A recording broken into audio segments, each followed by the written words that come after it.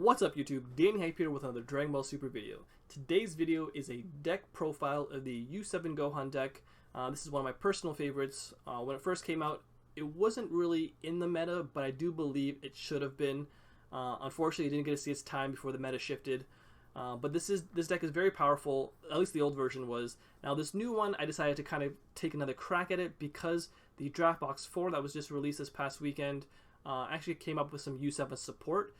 Maybe not particularly for this deck, but they did have some interesting cards. So I did want to kind of take a second look at this and show you guys kind of what I came up with. However, it's still kind of the same, but there's some cool sideboard options that we can kind of toy with.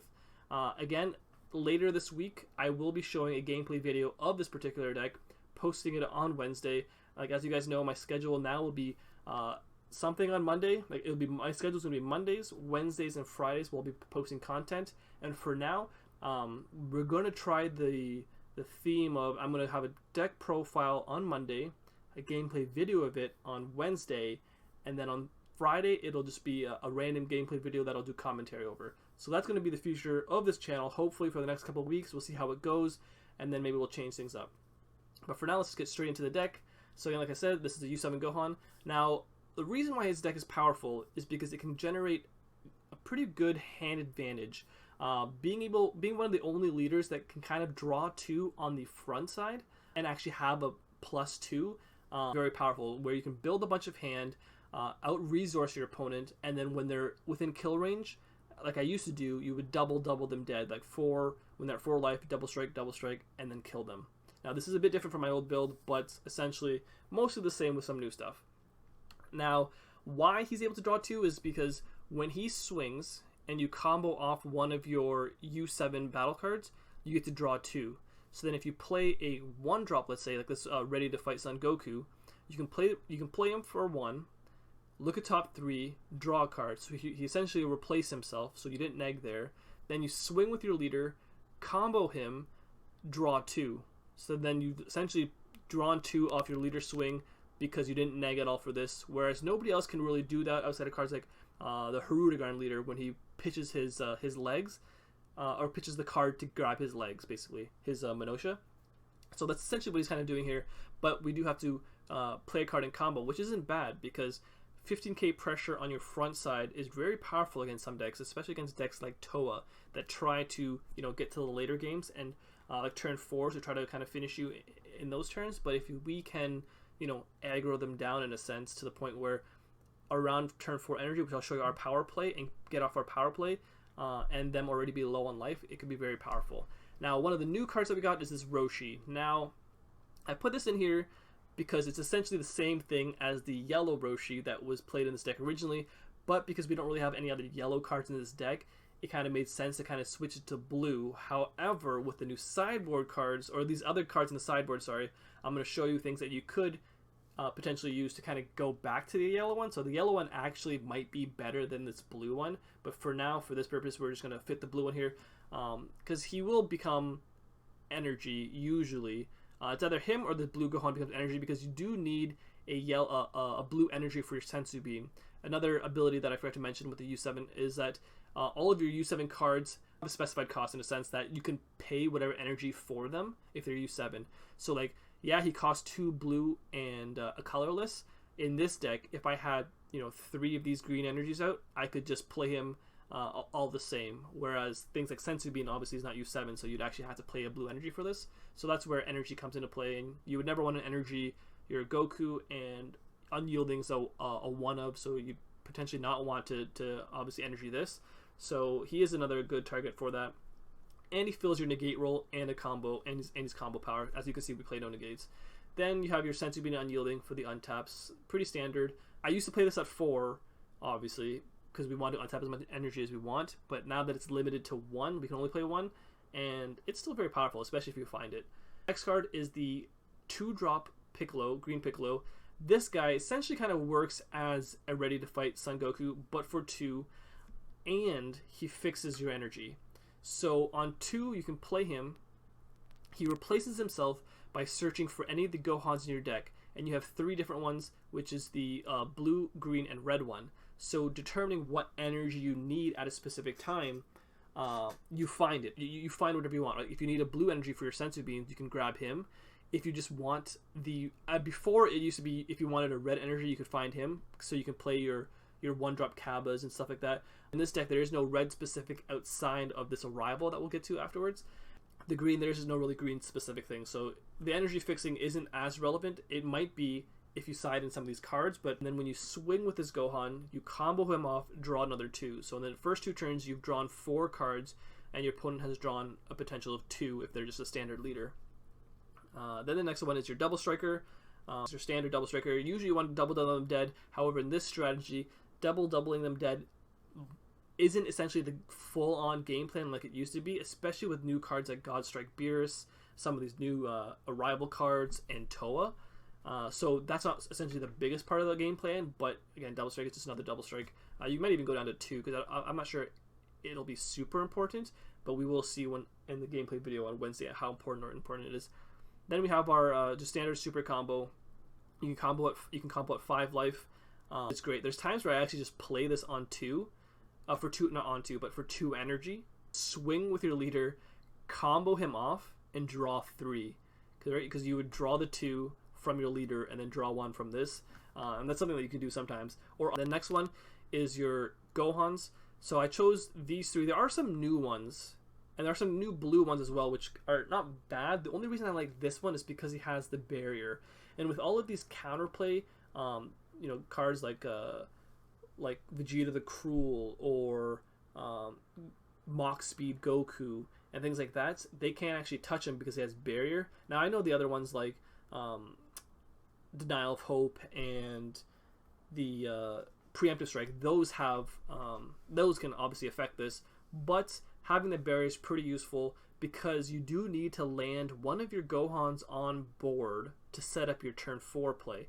Because once you land the Gohan, especially this one, he has barrier, so the odds of him staying on board are more likely than you landing one of these guys and then your opponent just killing it because they have kill spells. But not too many things can kill things that have barrier. That's why you would want to resolve him, so that on our turn 4 play you can do the evolve and then the ultimate play, which I'll show you.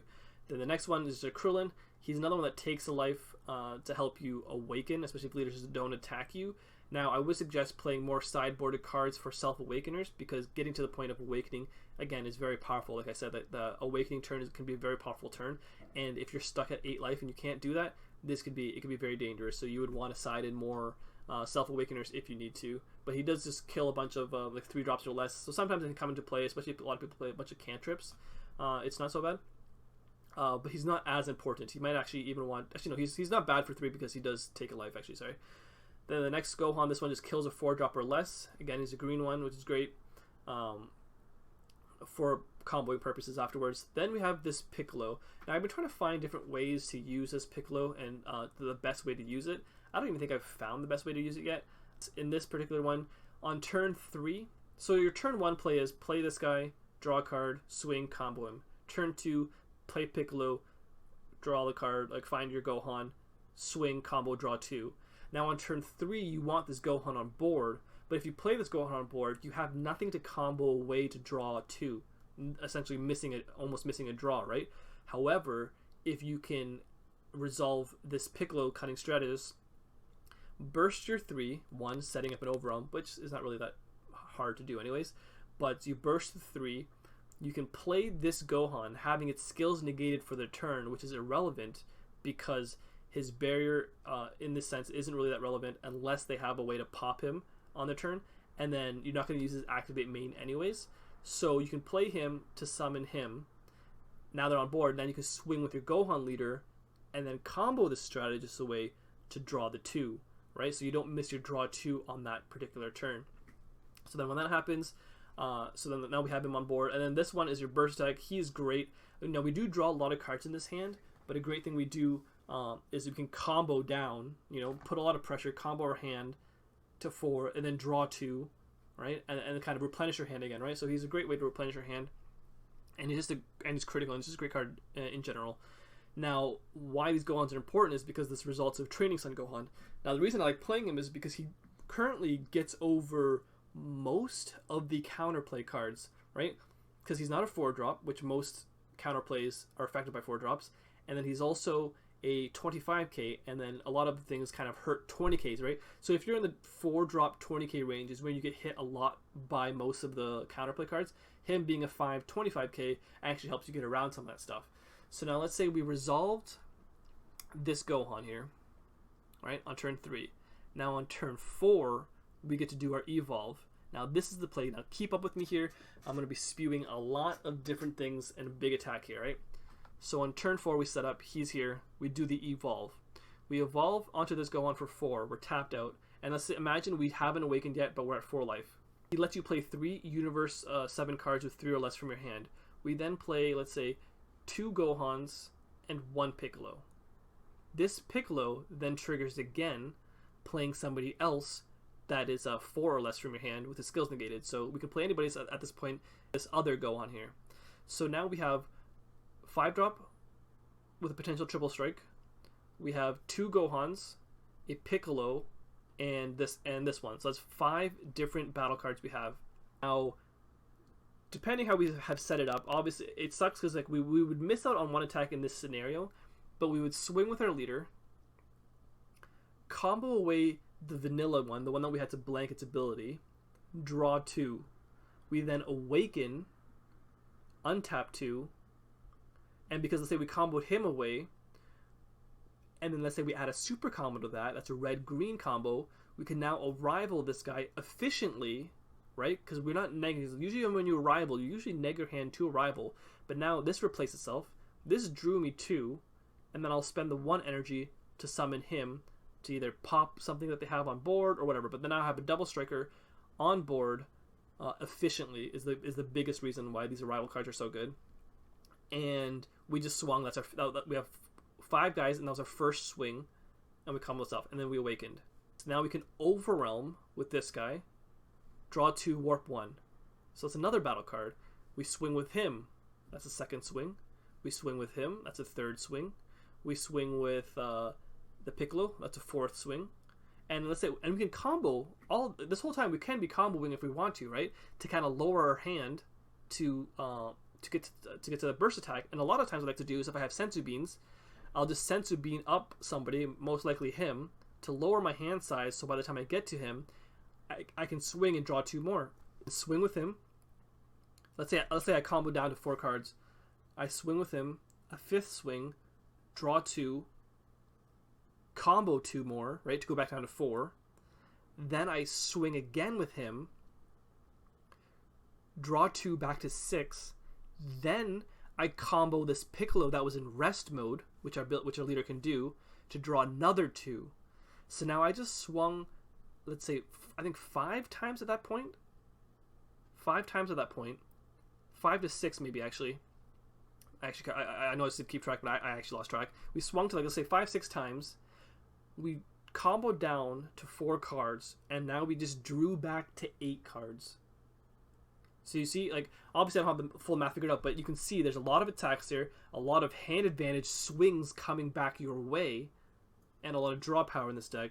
And that's and not too many decks on turn 4 can really deal with that, you know? It's hard for Toei to deal with this on turn 4, especially if they, like, let's say they tap out for their for their mirror play. Obviously they can awaken and do stuff, but even then, we've drawn so much throughout this game that warping 3 isn't like super terrible for us, you know. So it's not too bad, and that's like kind of like the play there, playing out this Gohan, spit out a bunch of these guys and swing. To look deeper into it, these are some of the cards that you can play with. Now unfortunately I won't have these cards for the gameplay video on Wednesday, because here in Canada it's a bit harder to get some of these cards, at least price cost efficiently, you know. It's and not too many of our stores have been opening up singles, so I can't actually just buy them, and I can't afford to, you know, buy a bunch of boxes to hopefully pull all these. But if you are lucky enough to get them, maybe you can test them at your locals with some of the stuff. Put the yellow Roshi here because he would be more important than this blue Roshi, just for the fact that he's the yellow piece of the combo. Now you'd have to either save him for those combo pieces, for the arrival pieces, or you just have to use one of these guys to arrival, right? So you'll have about, let's say, 7 to 8 sources of yellow to kind of meet the requirements for some of these yellow ones. So that is just the potential there. So that's why he's there. I just love the Videl blocker. If you can find a way to put this, some matchups, free blockers are actually very, very good. This one here, again, you need the yellow one. We'll go with the ones where you need the yellow, and if you do need the yellow, this is where you would switch out the Roshis. But when you play this card, draw a card. Again, that's great, right? We love replacing cards. Then choose up to one of your opponent's battle cards and negate its skills for the duration of a turn. So now this could be helpful if somebody's trying to kill you. With being able to blank somebody's ability is very powerful if they're trying to triple strike you dead. They want to double strike you dead, or if they have if they have a blocker on board and they don't block on your first swing, you can like take off the blocker. I know that a blocker ability, that's actually a very powerful skill. Then again, same with this one. Does kind of the same thing with the choose keyword skill on your opponent and blank it. Whereas this one was choose one of your opponent's battle cards and negate its skills. So this one would just kind of get rid of all of its skills, where this one just takes off specific keywords like blocker, let's say, or something like that. And then also your opponent, or you can choose the other one where your opponent chooses one card in their hand and place in the drop area. But another reason this one's good is because it also is a U7 card, so you can like arrival into play, combo things, draw on your front side, awaken, arrival them into play, swing with it, and then you can even combo it off again on that same on the next swing to draw 2 more cards off this guy, right? So it's pretty powerful, especially if you go the yellow route. I might actually try to see if I can fit this in if I ever get the cards. So that's a really good thing. And then the other red-yellow one, when you play this card, draw a card. He's like a Shigesh Goku in a sense that choose up to one of your opponent's battle cards in rest mode with an interest of 3 or less and KO it. So if they try to game you, they dump their hand with a 3-drop or less, and you're like, no thanks. But then again, you have things like this that kind of get around it, like that do the same thing essentially. So this isn't as important, but it is the yellow version, I guess, of this. Actually, however, now this card, I would actually argue, is actually better than this card for the fact that it's nuts. Outside of it being a 4-drop and is more counter playable, like people can counterplay it because it's a 4-drop. There's more targets to hit this. When you play this card, choose up to one of your opponent's battle cards with 20,000 power or less and KO it. Essentially does kind of the same thing as the Gogeta. Gogeta hits 4s and under, but usually things that are 4 and under are around 20k range anyways.